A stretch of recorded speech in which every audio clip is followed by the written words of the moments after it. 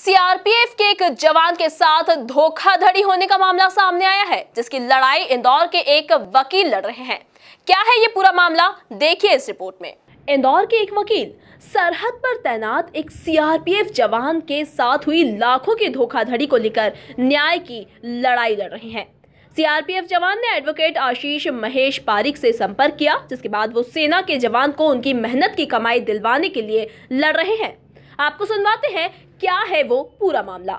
मेरे पक्षकार शेषराव अधाऊ, जो कि नागपुर महाराष्ट्र के निवासी हैं और हाल ही में वह झारखंड में सीआरपीएफ में पोस्टेड हैं।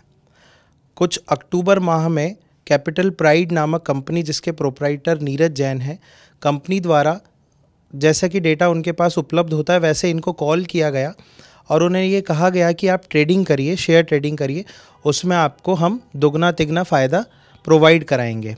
उसके बाद में इनके द्वारा, हमारे पक्षकार के द्वारा यह कहा गया कि मुझे इस विषय में किसी भी प्रकार की कोई जानकारी नहीं है, मैं इसमें किसी भी प्रकार का कोई इन्वेस्टमेंट नहीं कर सकता। कंपनी के द्वारा मिथ्यापूर्ण भाषण करते हुए ये कहा गया कि आपको कुछ भी नहीं करना है, आप सिर्फ हमें खाते में पैसा दीजिए, हम आपकी ट्रेडिंग करेंगे और आपका प्रॉफिट जो है एवरीडे आपको शाम को आपके खाते में ट्रांसफ़र किया जाएगा। मेरे क्लाइंट उनकी बातों में आ गए, उनके मिथ्यापूर्ण कथनों में आकर मेरे क्लाइंट द्वारा, मेरे पक्षकार द्वारा उनको रुपया दिया गया। उसके बाद में रुपया दुगना तो नहीं, उल्टा उन्हें लॉस होते गया। करीबन 1 लाख रुपए तक का उन्हें नुकसान हुआ।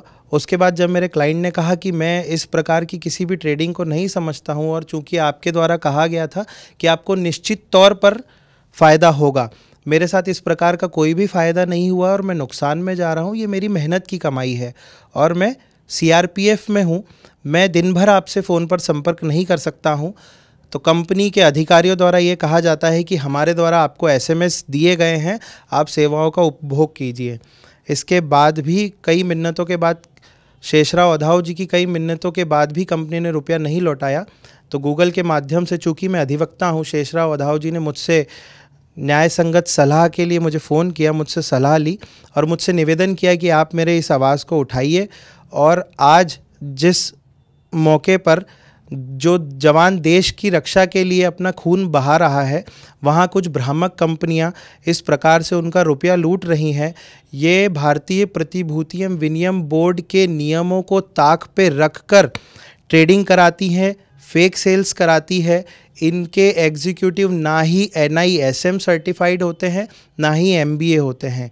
ये किसी को भी उठाकर फ़ोन लगाने के लिए भेज देते हैं। वो अपना इंसेंटिव कवर करने के लालच में क्लाइंट्स से झूठी फेक सेल्स कराते हैं और उनका रुपया ऐंठ लेते हैं।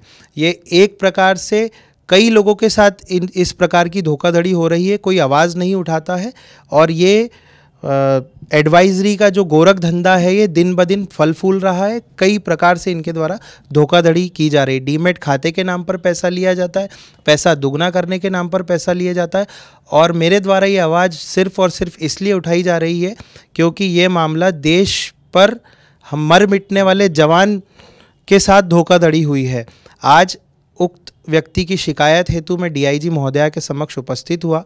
DIG महोदया द्वारा मेरा पूर्ण समर्थन करते हुए जांच को त्वरित रूप से क्राइम ब्रांच को सौंप दिया गया है और यदि हमें न्याय नहीं मिलता है तो मैं माननीय न्यायालय में प्राइवेट कंप्लेंट के माध्यम से शिकायत प्रेषित करूंगा और मेरी देश पर मर मिटने वाले जवान की सुरक्षा के लिए, उसके साथ हुई धोखाधड़ी के लिए मैं न्याय की लड़ाई लड़ूंगा। कुल मिलाकर एक तरफ पुलवामा हमले से जहां पूरे देश में शोक की लहर है, वहीं कुछ ऐसे भी लोग हैं जो चंद पैसों के लिए सेना के जवानों को भी अपना शिकार बनाने से नहीं चूकते। Bureau report, MP news, Indore.